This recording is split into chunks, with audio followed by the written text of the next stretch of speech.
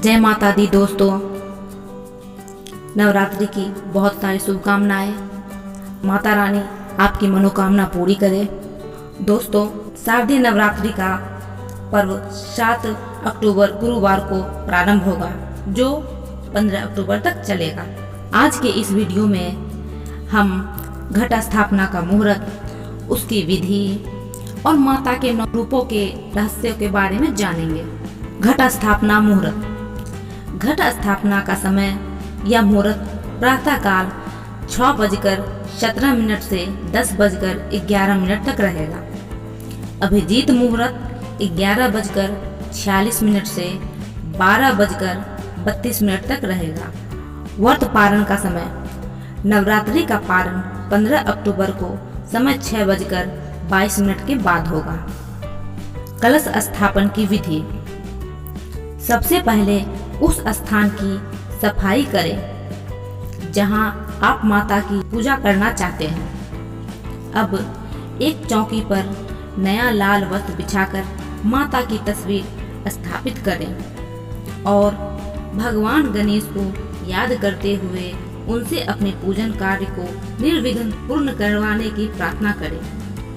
इसके बाद आप माँ दुर्गा की तस्वीर के सामने जोत जला दें।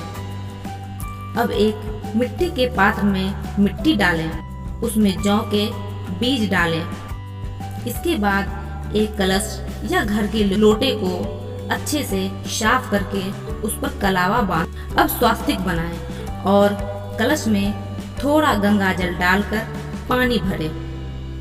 अब इसके बाद कलश में साबुत सुपारी, अक्षत और दक्षिणा डालें।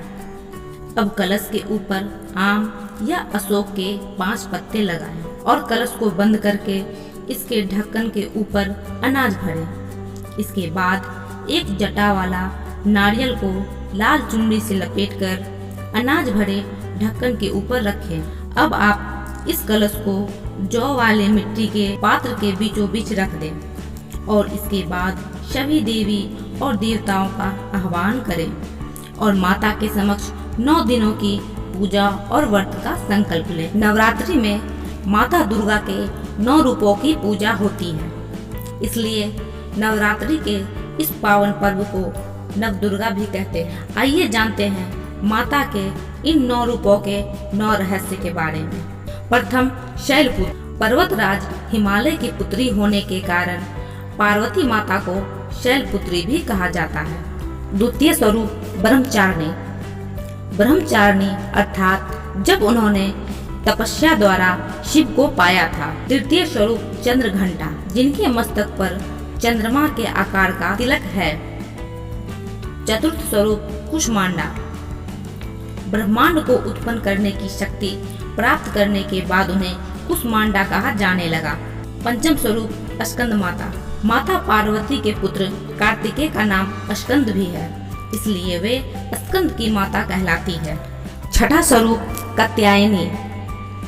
यज्ञ की अग्नि में भस्म होने के बाद महर्षि कात्यायनी की तपस्या से प्रसन्न होकर उन्होंने उनके यहाँ पुत्री के रूप में जन्म लिया था, इसलिए वे कात्यायनी कहलाई। सातवां स्वरूप कालरात्रि स्वरूप। माँ पार्वती देवी काल अर्थात हर तरह के संकट का नाश करने वाली है, इसलिए कालरात्रि कहलाती है। आठवां स्वरूप महागौरी। कठोर तप करने के कारण जब उनका वर्ण काला पड़ गया, तब भगवान शिव ने प्रसन्न होकर इनको गंगा जी के पवित्र जल से स्नान करवाया।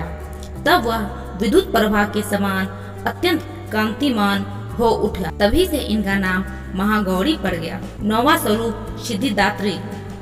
माता का यह 9वां रूप है। जो भक्त पूर्णतः उन्हीं के प्रति समर्पित रहता है, उसे वे हर प्रकार की सिद्धि दे देती हैं, इसलिए उन्हें सिद्धिदात्री कहा जाता है।